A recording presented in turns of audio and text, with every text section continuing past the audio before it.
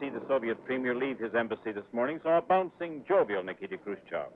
A sharp contrast with the glowering, furious Soviet premier who made headlines yesterday. And always at the premier's side, Marshal Rodion Malinovsky, the Soviet defense minister. And as usual, a surging army of newsmen representing the news agencies of the entire world. In the middle, ABC Telenews reporter Charles Schatz. Do you think the conference will be resumed, sir? The conference has not yet begun. Therefore, we cannot speak of its resumption. Inspired stories from communist sources are indicating already that the world may be plunged into a crisis over Berlin. For whatever reason, the communist leaders seem bent on forcing issues rather than seeking to resolve issues. It is evident that the determination and the unity of the American people are going to be tested as it has never been tested before in our history. The so-called Cold War puts a heavy strain on the nerves and the hearts of people everywhere. This is definitely a time for Americans to unite because something very precious is at stake: freedom in the world. If there has been mistakes, responsibility will be assessed coolly and objectively.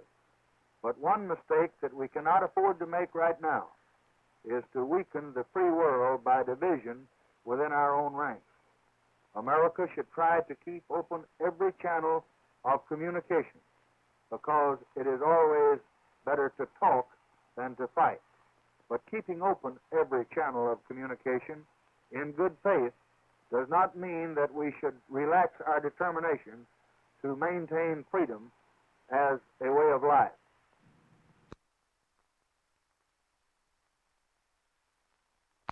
The matter may come before the United Nations, where President Eisenhower might offer his open societies proposal to prevent surprise attack and war.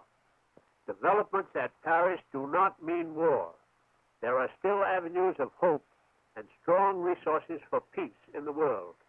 Now is not the time for emotional reactions, but rather calmness and a clear eye.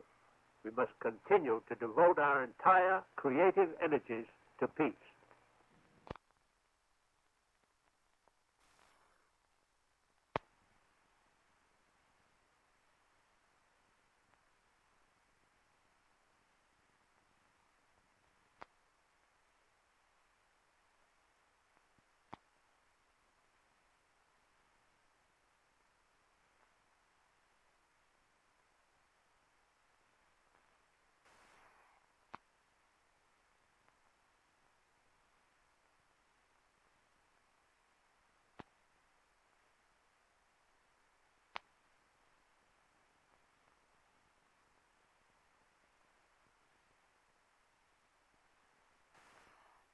Dr. Dooley, praise of your work has been worldwide, but there have been some dissenting voices.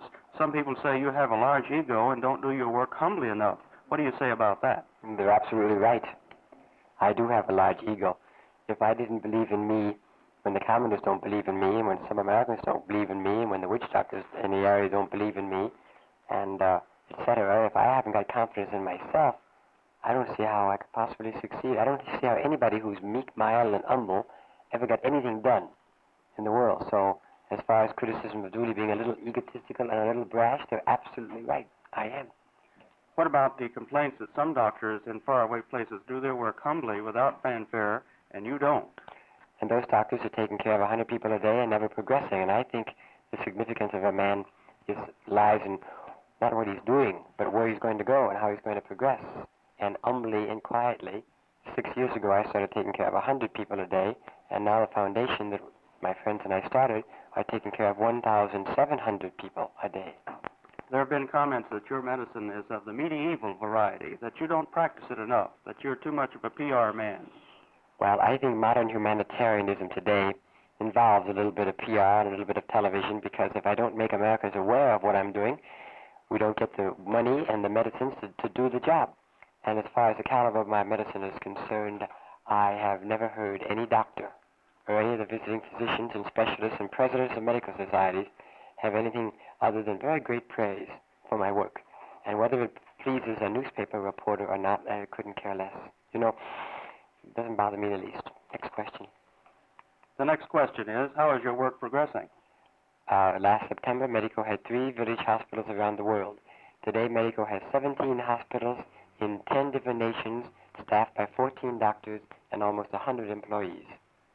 Thank you very much, Dr. Dooley. Thank you.